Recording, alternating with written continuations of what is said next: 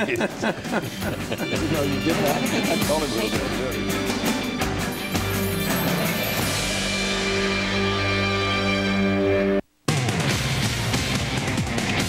Very, very close until the end. A historic wind, extremely long.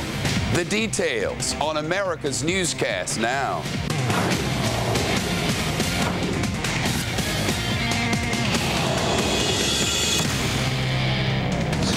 John Kerry concedes the race. I would not give up this fight if there was a chance that we would prevail. Now his call for national unity. President Bush winning more votes than any president in history, now reaching to those who voted for the opposition. I will need your support, and I will work to earn it. What of the exit polls? Worthless? Is it time to just stop it already? Plus 0 hour for Scott Peterson. The jury has gotten the case and now deliberations. A massive volcanic eruption about as close as you can get. And a guy jumps into a lion's den. And the big cat's not happy. Covering the globe, fair and balanced. News at the speed of live. From New York, this is the Fox Report with Shepard Smith. Well, you decided. Now John Kerry has accepted your decision. After holding out hope overnight and vowing to fight for every vote, the Democratic nominee has conceded defeat in his bid for the White House. John Kerry calling President Bush this morning to congratulate him on his re-election. The senator says they had a good conversation about the need to heal the nation. And now that the campaign is over, he hopes the healing can begin. America is in need of unity and longing for a larger measure of compassion. I hope President Bush will advance those values in the coming years. Kerry promising to do his part to bring America back together, even though he will not be doing it from the Oval Office. We have Team Fox coverage on what you've decided, 04. Jim Engel live at the White House. First, Carl Cameron, the chief political correspondent, and a Fox Report live from Boston. Carl? A long road that began in Faneuil Hall 2 years ago ends at Faneuil Hall today. Senator Kerry urging Democrats to set aside partisan resentment, anger, and rancor and look to unify the nation. Senator Kerry saying he will continue to fight for causes that he believes the Democratic Party is right to embrace, but that now the time has come for President Bush to continue holding the reins. And Kerry urged the president to elevate the compassion as he tried to find a silver lining in very cloudy election returns. Here's how he put it. We worked hard and we fought hard, and I wish that things had turned out a little differently.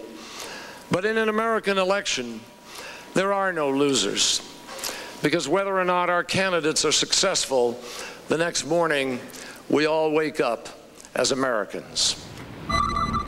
It was a conciliatory tone from Senator Kerry, trying to maintain the high road. He described his conversation this morning at 11:02, conceding the race to President Bush. We had a good conversation, and we talked about the danger of division in our country and the need, the desperate need for unity, for finding the common ground, coming together.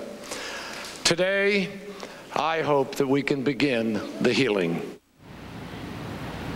Senator Kerry heads back to Washington in several days with a little time to recuperate with friends and family. The Democratic Party now with many challenges ahead, having lost seats in the House and Senate, and their Senate Minority Leader, Senator Kerry, wearing some of that on his sleeve today, but clearly trying to move on after what was a stunning defeat after a 2.5-year campaign. Shepard? Carl, President Bush says America has spoken as he accepted a second term in office. The president making a direct appeal to those who voted for his opponent, John Kerry, asking for their support of his policies, saying he'll do all he can to earn that trust.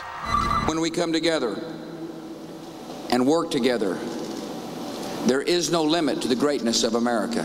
The president presiding over a nation divided, now hoping to put an expensive and bitter campaign to rest. Team Fox coverage continues now. Jim Engel, the senior White House correspondent, and a Fox Report live from the North Lawn. Jim? Hello, Shep. Well, President Bush said it was a long night, but a great night, as he became the first president since 1936 to get reelected and gain seats in the House and Senate, giving him more leverage with Congress in a second term. but this was not the day for bragging. America has spoken, and I'm humbled by the trust and the confidence of my fellow citizens. The president noted that Senator Kerry called this morning to congratulate him, and Mr. Bush had nothing but positive things to say about his opponent. We had a really good phone call. He was very gracious. Senator Kerry waged a spirited campaign, and he and his supporters can be proud of their efforts. A big shift in turnout was a major factor in the race. In 2000, there were 4% more Democratic voters than Republicans, but this time they were equal at 37% each, a result of a massive Republican effort to get out the vote. I want to thank you for everything you did to make the calls and to put up the signs, to talk to your neighbors, and to get out the vote. Now, Vice President Cheney said that the president ran on a clear agenda and that voters responded by giving him a mandate. The president said he'd work to earn the support of Democrats, but also he'll have a lot more Republicans in Congress to make things a little easier. Shep? Jim Angle live at the White House. Now, both parties can declare victory when it comes to getting people to the polls, as Jim just mentioned. The turnout, its highest in more than 3 decades. A nonpartisan group says about 120 million people cast ballots in this election. That's just under 60% of all registered voters, the most since the year 1968.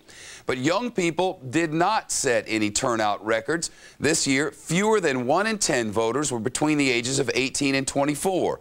That's the same as 4 years ago. Both parties were expecting bigger numbers, or they said they were, after going all out to register young voters across the nation. It was another black eye for exit polls in the president's